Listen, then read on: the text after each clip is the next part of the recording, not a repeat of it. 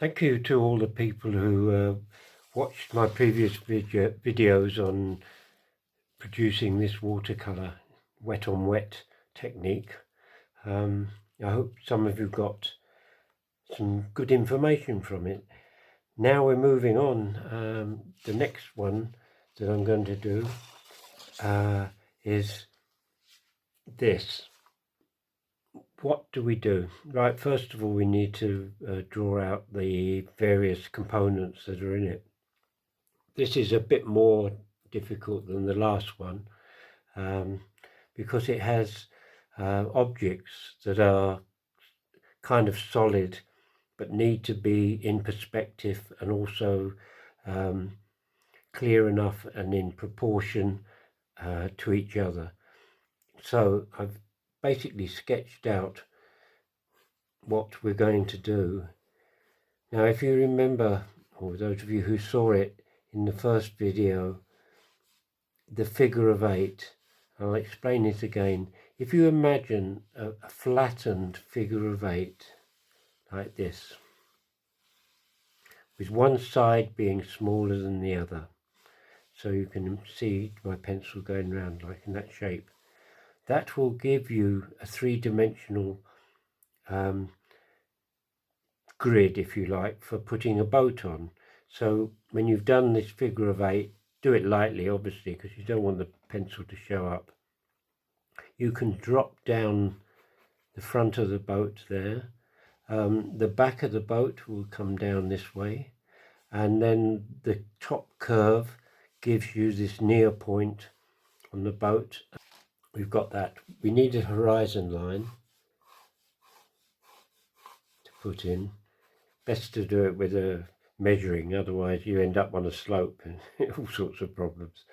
Then I'm going to put in a boat in the background. This doesn't have to be a figure of 8 because it's far enough away. I'm going to put one here which could be a figure of 8. You can put it in there, and then we have a building, and you'll notice that one end of this building is just slightly closer together because we've got perspective here going away. You know, the longer the building, the smaller this end will be.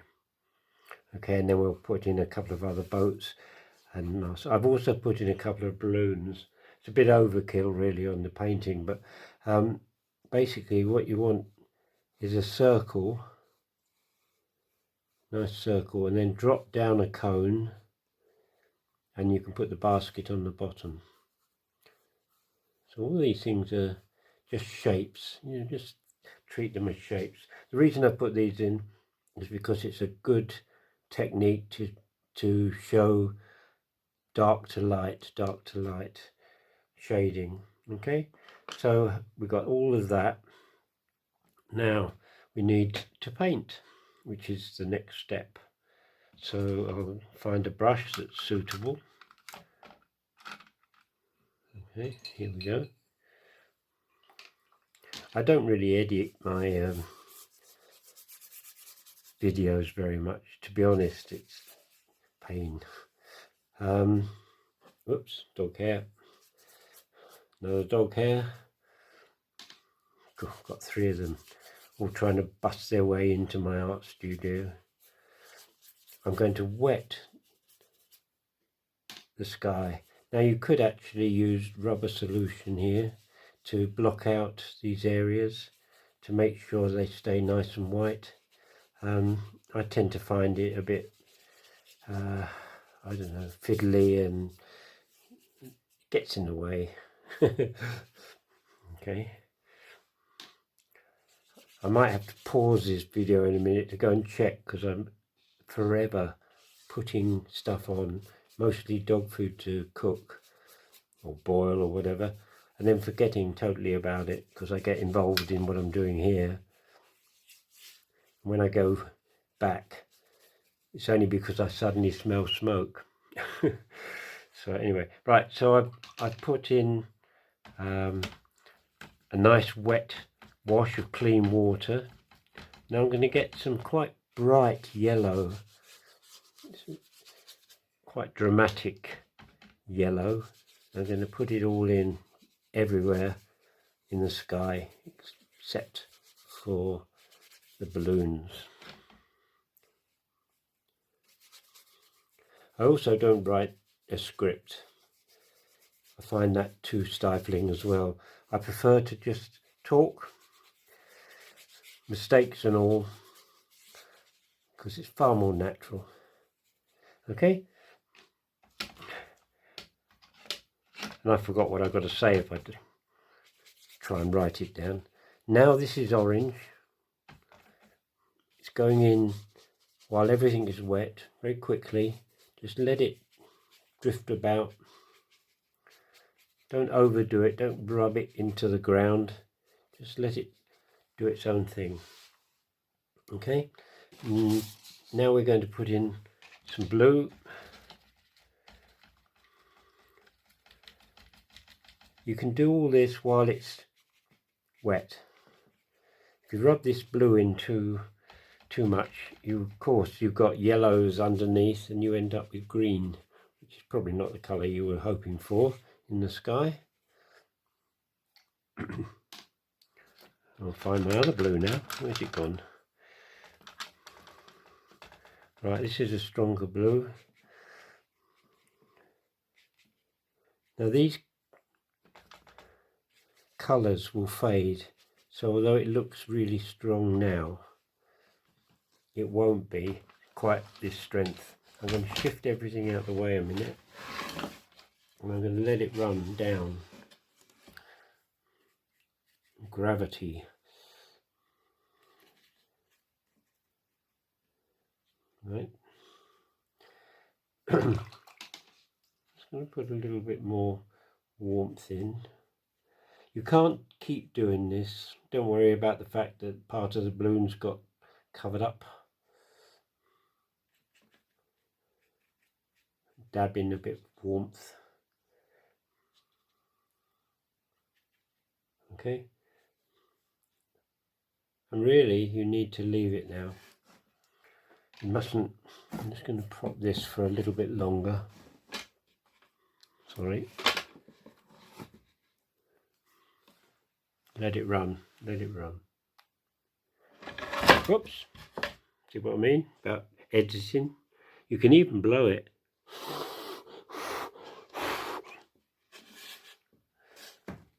Right. Now, best thing to do is to leave this now. Just let it dry. What I'm going to do is use less water on my brush, just tacky paint if you like. Call it tacky paint. And I'm going to drag it across. And what you'll see is it doesn't go everywhere. There are places, and particularly if you've got rough watercolor paper, it's even more effective. It leaves you with sort of light areas, if you like, like reflections off of the thing. You're going to work on top of this, so it's not the be all and end all. You have to watch this edge. If you've got a wet edge here, I'm kind of rushing this because I'm trying to do it for the video, but basically you want to let that top bit dry first, and then I'm just going to put some more in down here, less sparkly, it's more in shadow. Okay, so we've got that can stay for now. We don't need to do anything more than that. Right, while you're at it, you can be doing a little bit in the distance with some of the same tones, so in the same process, so you could drag it across areas like on this building to give it some texture.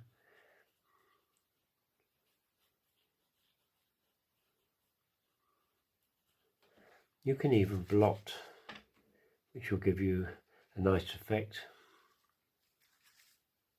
I won't touch that bit because it's the sky has come down into it. You can see how the sky is now moving downwards still, because I've got it on a slight slope. If you have a very dry brush, you might just be able to take out a bit of this. It doesn't really matter at the moment. Okay, so we've got the sky, nice drifting watercolor. We're dragging across. You can see here there's a tide mark forming. Now that's one of the problems of not leaving the sky to dry first. This is dried, but I didn't really want that line, so I'm just going to keep fiddling. It's a case of don't do as I do sometimes. You can see that there's a pencil line there, which is a big problem if you've drawn too heavy to get rid of it. So you need to be aware of that when you do your initial sketch, to keep the pencil lines very light, and maybe even rub them out a bit, just so that just about see. I can probably put something in there, maybe a coastline in the distance.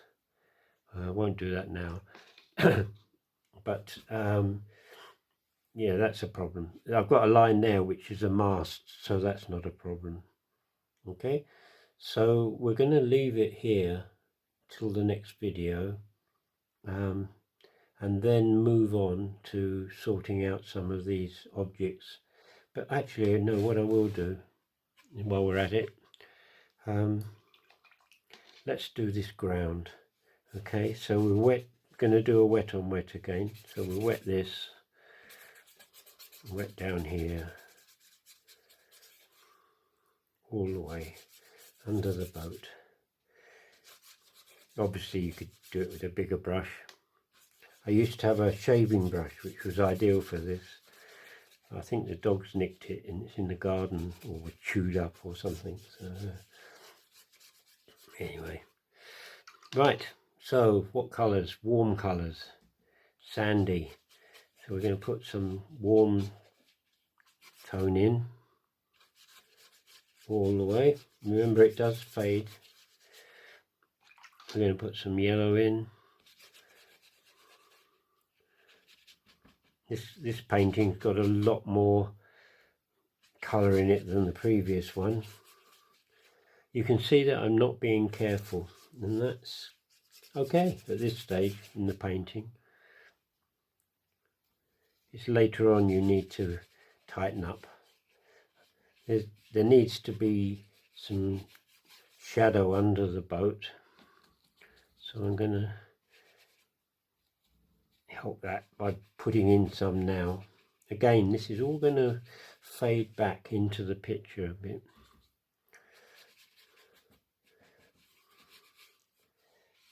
Keep it lighter up the back there.